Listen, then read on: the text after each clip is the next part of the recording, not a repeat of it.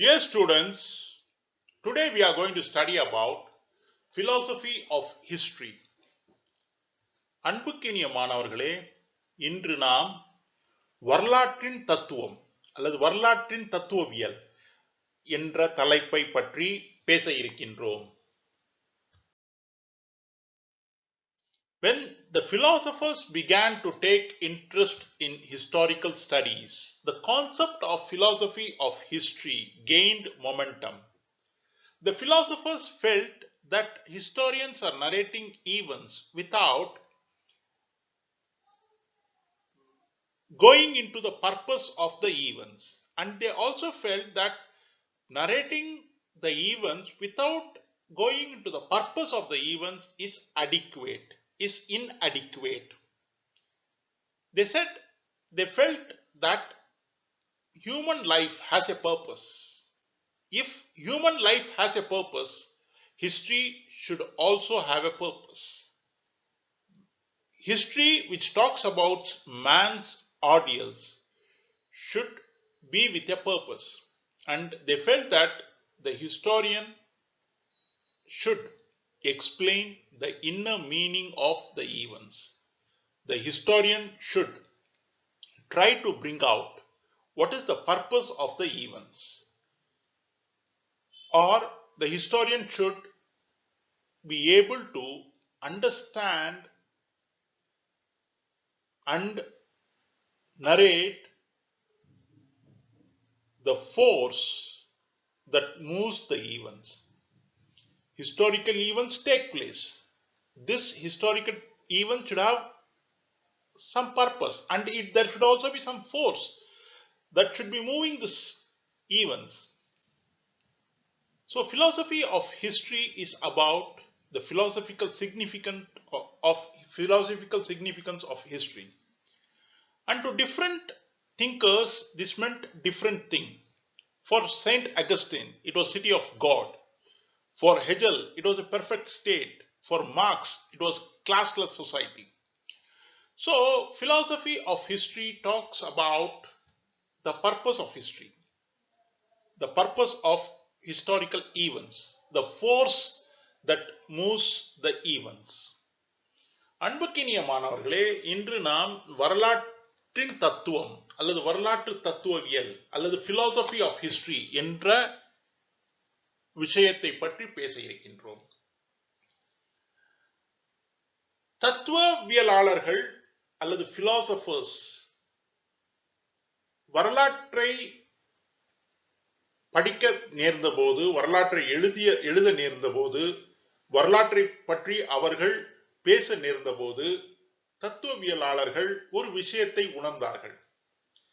வரலாற்று ஆசிரியர்கள் வரலாற்று சம்பவங்களை பற்றி பேசுகிறார்கள். ஆனால் அந்த வரலாற்று சம்பவங்களை இயக்கக்கூடிய விதிகளை, அந்த வரலாற்று சம்பவங்களின் அடிப்படை காரணத்தை, அந்த வரலாற்று சம்பவத்தின் அடிப்படை நோக்கத்தை பற்றி பேசுவது இல்லை என்று அவர்கள் உணர்ந்தார்கள்.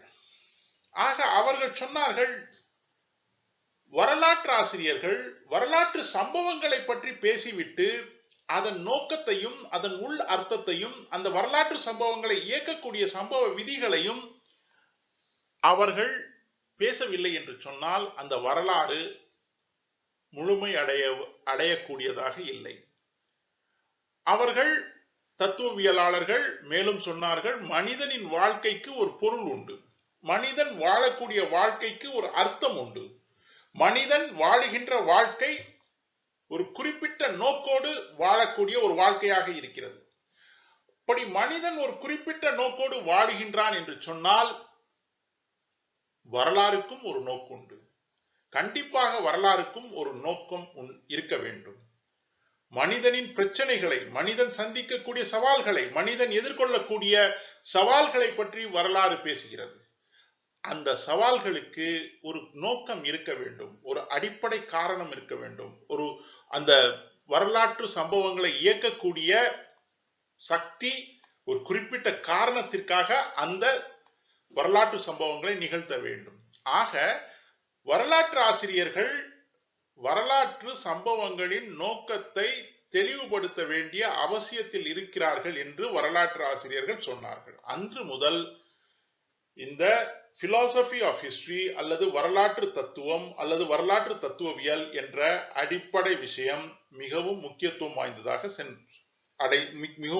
வாய்ந்ததாக இருந்து கொண்டு இருக்கிறது.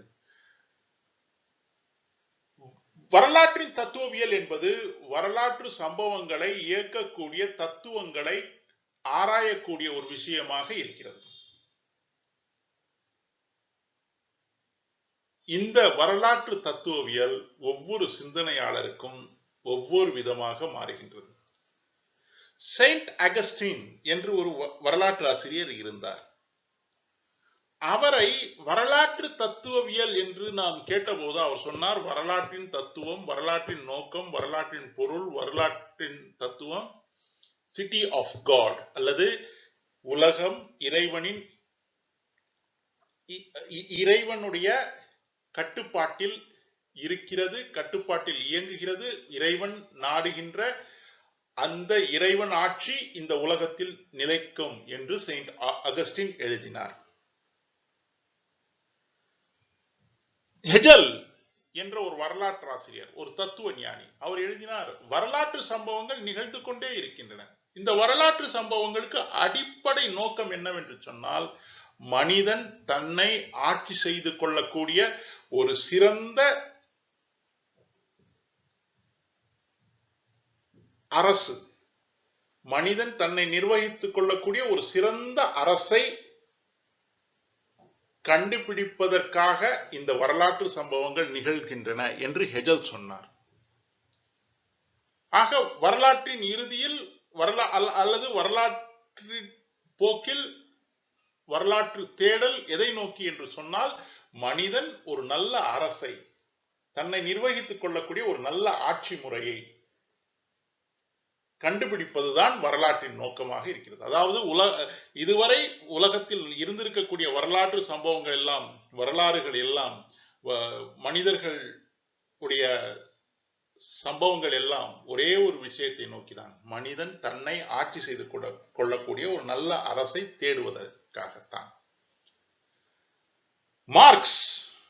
கார்ல் மார்க்ஸ் என்ற தத்துவ ஞானி, கார்ல் மார்க்ஸ் என்ற வரலாற்று ஆசிரியர், அவர் சொன்னார், வரலாற்று சம்பவங்கள் ஒரே ஒரு அடிப்படை காரணத்திற்காக தான் நடைபெறுகிறது. அது ஆண்டான் அடிமை என்கின்ற வர்க்க முறை இல்லாத ஒரே அனைவரும் சமம் என்கின்ற ஒரு சமத்துவ சமுதாயத்தை உருவாக்குவது, கிளாஸ்லெஸ் சொசைட்டி அல்லது வர்க்க பிரிவினை இல்லாத ஒரு சமூகம் உருவாக்குவதுதான் வரலாற்றின் நோக்கம். ஆக வரலாற்று தொடங்கிய காலத்தில் இருந்து இன்று வரை வரலாறு எதை நோக்கி போய்கொண்டே இருக்கிறது என்று சொன்னால், வரலாறு பொருள் என்னவாக இருக்கிறது என்று சொன்னால், வரலாறு எதற்காக இயங்கிக் கொண்டே இருக்கிறது என்று சொன்னால், வரலாற்று சம்பவங்கள் எதற்காக நடைபெற்றுக் கொண்டே இருக்கின்றது என்று சொன்னால், இறுதியாக ஒரு வர்க்கம் அல்லாத ஒரு சமுதாயத்தை காண்பதற்காக வரலாறு இயங்கிக் கொண்டிருக்கிறது என்று மார்க்ஸ் சொன்னார். It was Voltaire, the modern French philosopher, who coined the term philosophy of history. And for him, when he said philosophy of history, he said that history has a scientific basis. And this scientific basis of history can be brought out with the help of critical analysis. Though Voltaire was the person who had coined this term in modern period, even from the ancient period and during medieval times, philosophy of history has always been pondered upon, or philosophy of history has always been talked upon. Though Voltaire is called as the father of philosophy of history in modern period, even in ancient period, philosophy of history has been a subject of great interest. The Greeks, the Romans, even during the medieval period, people have spoken about philosophy of history. In ancient Greece, Dionysus said that history is philosophy teaching by examples, in where he said that history narrates the events, but these events have certain philosophical consequences. These events have certain philosophical teachings. So, events are aligned with philosophy. Events are aligned with purpose which we need to identify. Likewise, in modern period, taking into consideration this definition of history of Dionysus, Walter Raleigh said, aim of history is to teach by example of time past such wisdom as might guide our desire and action. In which he said that history is, the purpose of history is to give us wisdom. That wisdom which will help us to guide our desire and action. And likewise, Lord Bolingbroke said history is philosophy teaching by examples, for from particular instances it derives general principles and rules of life. Hence, throughout historical period, philosophy of history or purpose of history has been a question of discussion, has been a point of discussion. People have studied about, worried about, people have thought about what is philosophy of history. அன்புக்கினிய மாணவர்களே, philosophy of history அல்லது வரலாற்றில் தத்துவவியல், வரலாற்றின் தத்துவவியல் என்கின்ற இந்த பாடமானது வரலாற்றில் தத்துவவியல், philosophy of history என்கின்ற இந்த வாசகமானது Voltaire உடைய வாசகம். வால்டேர் நவீன காலத்தில் இருந்த ஒரு பிரெஞ்சு தத்துவ ஞானி. அவர் philosophy of history என்ற வாசகத்தை சொல்லிவிட்டு வரலாற்றுக்கான பொருள், வரலாற்றுக்கான தத்துவம் அறிவியல் என்று சொன்னார். அவர் சொன்னார், வரலாற்று சம்பவங்களுக்கு அறிவியல் பின்னணி உண்டு. ஆக வரலாறு அறிவியலால் இயக்கப்படுகிறது, அறிவியலை நோக்கி நகர்கிறது. அறிவியலால் வரலாறு இயக்கப்படுகிறது, அறிவியல் முன்னேற்றத்தை நோக்கி வரலாறு நகர்கிறது என்று வால்டேர் சொன்னார்.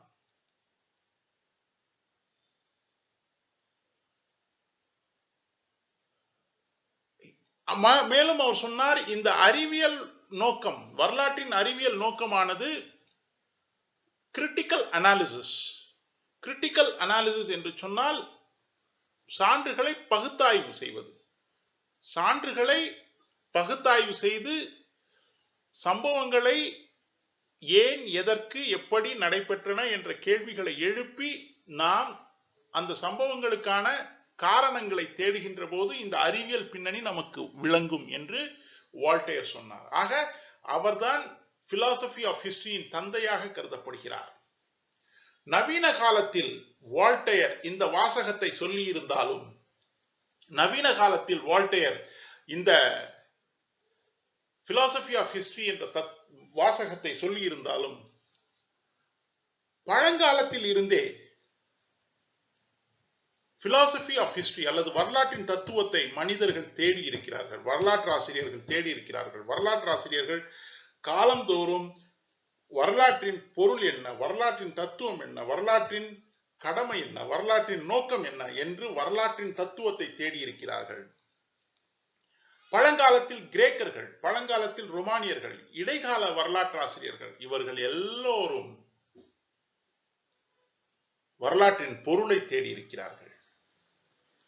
அடிப்படையில் பழங்கால கிரேக்கத்தில் டயோனிசியஸ் என்கின்ற ஒரு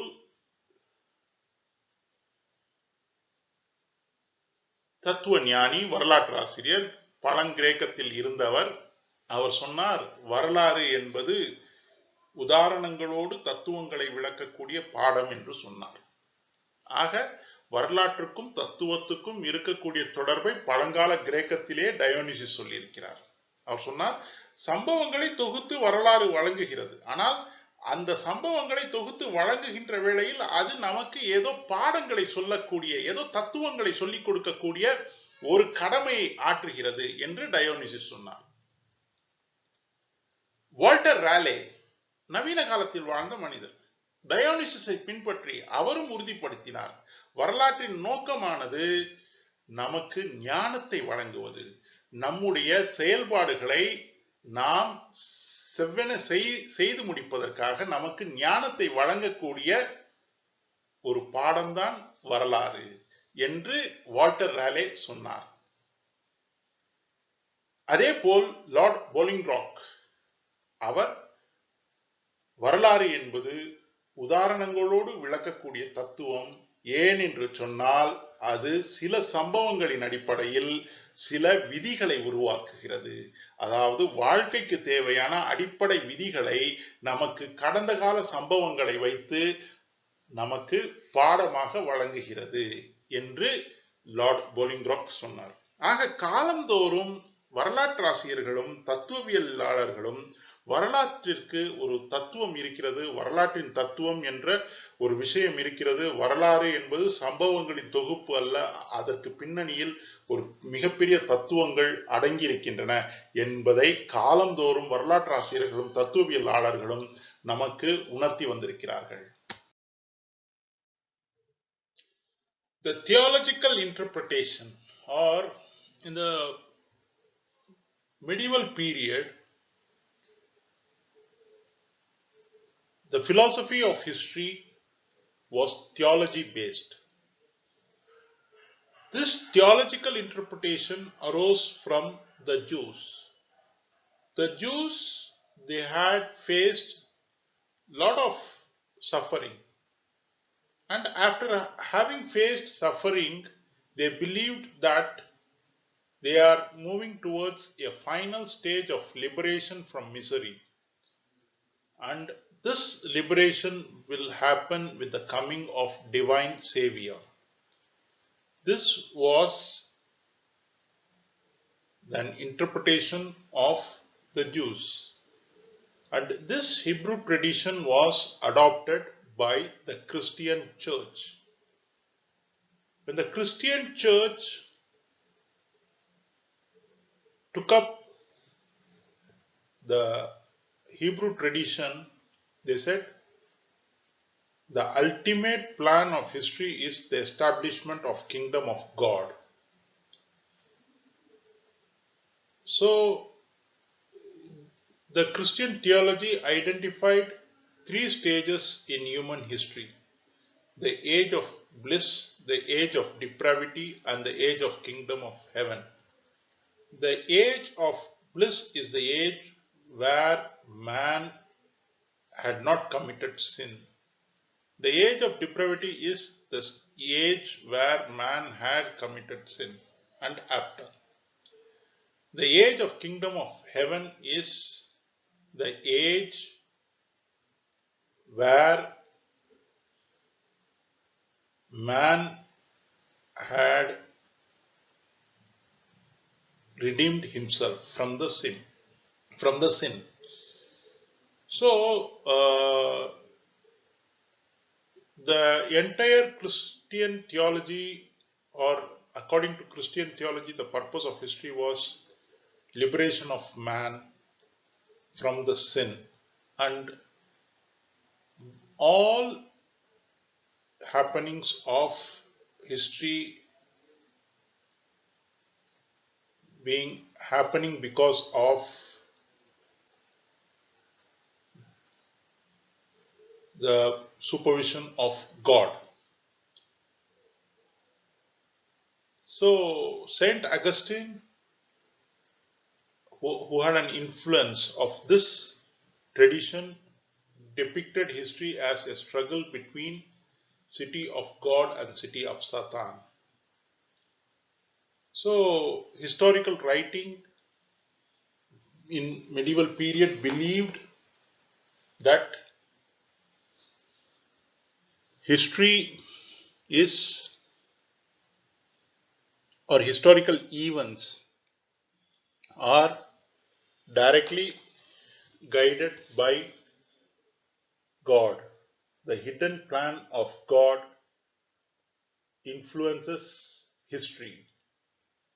So this was the theological interpretation, and according to this interpretation, God was the force behind the historical events.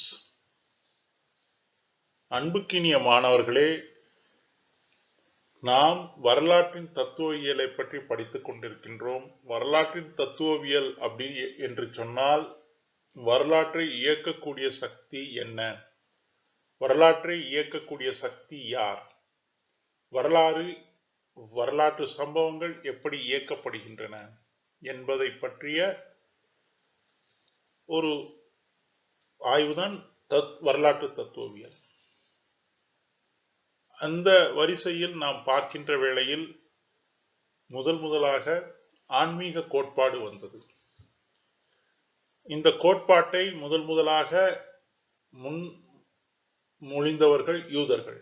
யூதர்கள் சொன்னார்கள், ஜூஸ் இவர்கள் ஒரு நிலையில் மிகவும் கஷ்டங்களை அனுபவித்தனர். அவர்கள் ஒரு நம்பிக்கை வைத்திருந்தார்கள். அந்த நம்பிக்கை என்னவென்று சொன்னால், இந்த கஷ்டங்களுக்கு பிறகு அவர்களுக்கு ஒரு விடுதலை, இந்த கஷ்டங்களிலிருந்து ஒரு விடுதலை வரும். அந்த விடுதலையை டிவைன் சேவியர், இறைவன் பெற்று தருவார் என்று அவர்கள் நம்பினார்கள். இந்த நம்பிக்கையை அப்படியே கிறிஸ்துவ திருச்சபை எடுத்துக்கொண்டது. கிறிஸ்துவ திருச்சபை வரலாற்றின் அடிப்படை நோக்கம் இறைவனின் ஆட்சியை உண்டாக்குவது என்று நம்பியது. அந்த அடிப்படையிலேயே வரலாறு எழுதப்பட்டது.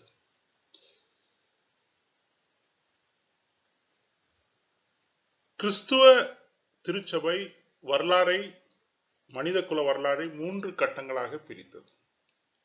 மனிதன் பாவம் செய்வதற்கு முன்பு ஒரு கட்டம், மனிதன் பாவம் செய்த பின்பு ஒரு கட்டம், மனிதன் இறைவனால் விடுவிக்கப்பட்ட ஒரு கட்டம். 3 கட்டங்களை கிறிஸ்துவ திருச்சபை தன்னுடைய வரலாற்று வரைவியலில் 3 காலகட்டங்களாக பிரித்தது. இந்த அடிப்படையில் செயின்ட் அகஸ்டைன் வரலாறு என்பது இறைவனுடைய அரசுக்கும் சாத்தானின் அரசுக்கும் இடையே நடக்கக்கூடிய போராட்டம் என்று எழுதினார். ஆக மொத்தம் வரலாற்றின் அடிப்படை தத்துவவியலாக ஆன்மீக கோட்பாட்டில் என்ன சொல்லப்பட்டது என்று சொன்னால், வரலாற்று சம்பவங்களை இயக்கக்கூடிய சக்தியாக இறைவன் இருக்கின்றார் என்ற அந்த அடிப்படையில் ஆன்மீக கோட்பாடு வரலாற்றின் தத்துவ இயலில் இறைவன் வரலாறை இயக்குகின்றார் என்ற அந்த அடிப்படையோடு இருந்தது.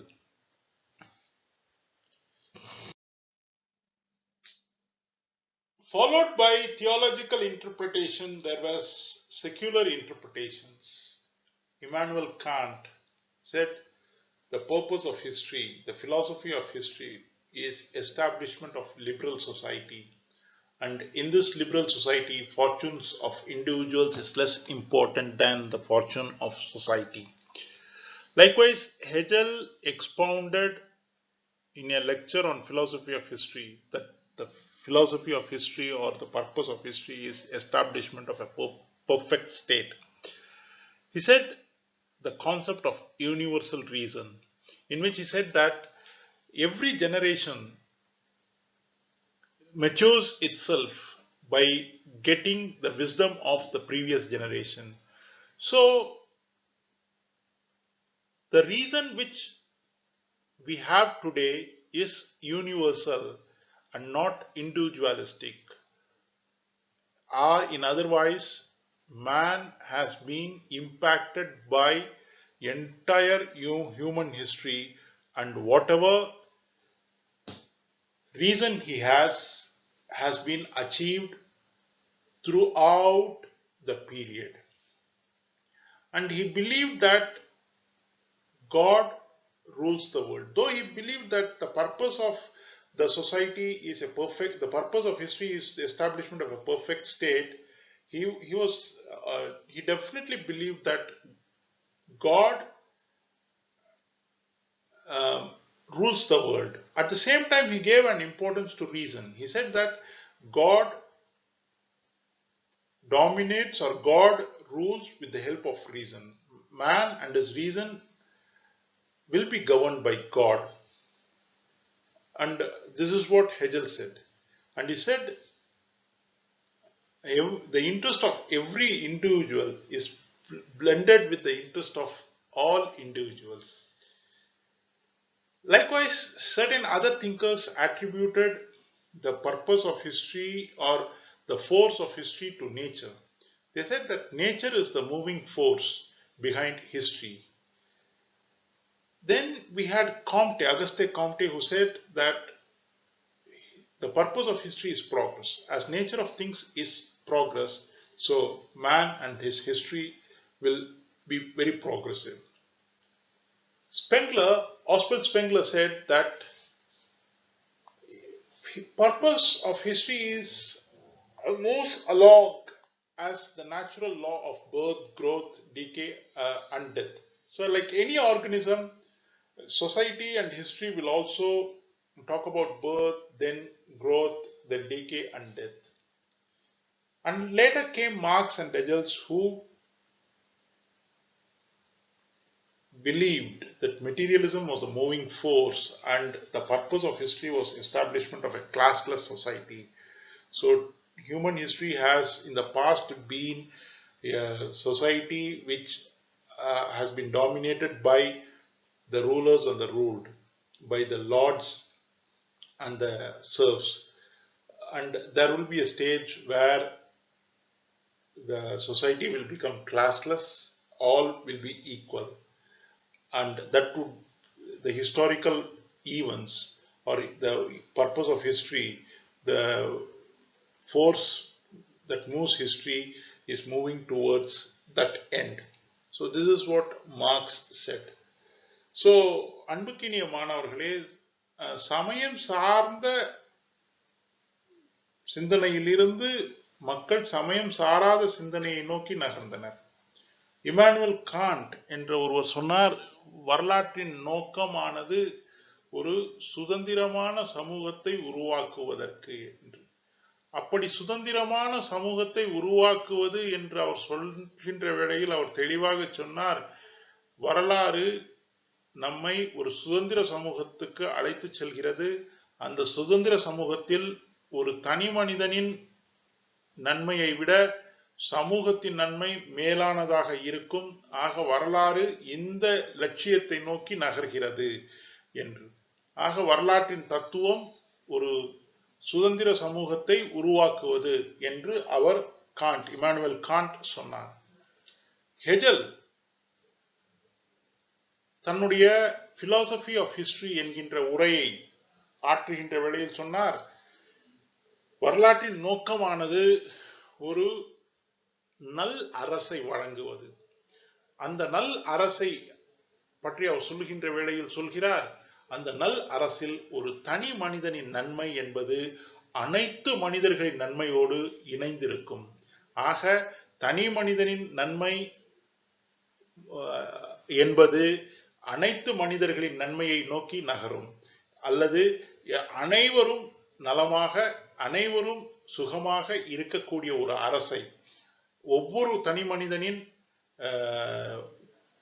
நன்மையை நாடுகின்ற ஒரு அரசை உருவாக்குவதுதான் வரலாற்றின் நோக்கம் என்று அவர் சொன்னார். அப்படி சொல்லிவிட்டு அவர் சொல்கிறார், இதை நோக்கிதான் மனித குலம் நகர்ந்து கொண்டிருக்கிறது. ஏன் என்று சொன்னால், மனித குலம் தனக்கு முன்பு வந்த தலைமுறைகளிடமிருந்து அறிவை பெற்றுக்கொள்கிறது. ஆக இன்று நாம் பெற்றிருக்கக்கூடிய அறிவு என்பது அது தனி மனித அறிவு அல்ல, அல்லது தனி சமூக அறிவு அல்ல, அது யூனிவர்சல், அது படர்ந்து விரிந்திருக்கக்கூடிய இந்த மனித குலத்தின் பொதுவான அறிவு. ஆக இந்த மனித குலத்தின் பொதுவான அறிவை கொண்டு நாம் ஒரு நல்லரசை உருவாக்குவோம் என்று அவர் சொன்னார். ஆனால் அவர் அறிவுக்கு முக்கியத்துவம் கொடுத்த அதே வேளையில் அவர் தெளிவாக சொன்னார், இறைவன் இந்த உலகத்தை ஆளுகின்றான், இறைவன் இந்த உலகத்தில் ஒரு நல் அரசை ஏற்படுத்துவான், இறைவன் அறிவை கொண்டு மனிதனை இயக்குகின்றான் என்று ஹெஜல் ஆழமாக நம்பினார், அதை பறைசாற்றினார்.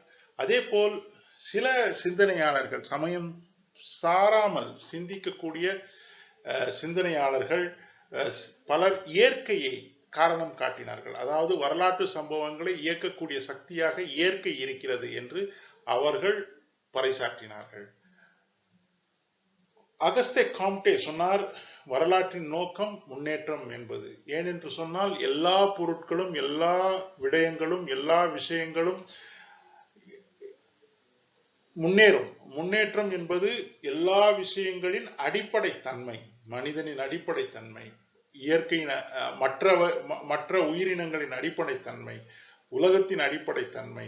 ஆக வரலாறு அடிப்படை தன்மை என்பது முன்னேற்றம். ஆக வரலாற்றின் அடிப்படை தத்துவம் என்பது முன்னேற்றம் என்று காம்டே சொன்னார், அகஸ்தே காம்டே சொன்னார். ஆஸ்வால்ட் ஸ்பெங்லர் சொன்னார், வரலாறு என்பது இயற்கை விதியை போல், இயற்கையில் படைக்கப்பட்ட அனைத்து உயிரினங்களைப் போல் தோன்றி வளர்ந்து அழிந்து மறைந்து போகக்கூடிய அந்த விதிக்கு உட்பட்டு தான் இருக்கும். ஆக வரலாறு என்பது பிறந்திருக்கிறது, மனிதர்கள் என்பது, மனித குலம் என்பது பிறந்திருக்கிறது, வளர்ந்திருக்கிறது, அது ஒரு காலத்தில் அழியும் மற்றும் ஒரு காலத்தில் மறைந்து போகும் என்று ஸ்பெங்லர் சொன்னார். மார்க்ஸ் அண்ட் ஏஞ்சல்ஸ் மற்றும் ஏஞ்சல்ஸ் சொன்னார்கள், வரலாற்றை இயக்கக்கூடிய சக்தி என்பது பொருளியல். வரலாறு பொருளியல் அடிப்படையில் இயங்குகிறது. வரலாறு அடிப்படை நோக்கம் ஒரு வர்க்கமற்ற சமூகத்தை, வர்க்கங்கள் இல்லாத சமூகத்தை உருவாக்குவது என்று. மார்க்ஸ் அடிப்படையில் உலக வரலாறு முழுவதும் ஆண்டான் அடிமை கோட்பாடுகளே உலகத்தை நிர்ணயித்திருக்கின்றன, உலக வரலாறை நிர்ணயித்திருக்கின்றது. வரலாற்றின் முக்கிய நோக்கம் இந்த ஆண்டான் அடிமை உறவு முறையை தகர்ந்து ஒரு வர்க்கமற்ற அனைவரும் சமமாக இருக்கக்கூடிய ஒரு சமூகத்தை உருவாக்குவது என்று மார்க்ஸ் சொன்னார். ஆக வரலாற்று தத்துவங்கள், வரலாற்று தத்துவவியல், பல்வேறு அறிஞர்கள் பல்வேறு கருத்துக்களை தெரிவித்திருக்கின்றார்கள். This presentation has been made with the help of K. Rajayan sir's book History in Theory and Method. அன்புக்கினிய மாணவர்களே, இந்த காணொளியானது திரு ராஜயன் அவர்களுடைய புத்தகமான History in Theory and Method என்கின்ற புத்தகத்தின் அடிப்படையில் உருவாக்கப்பட்டது.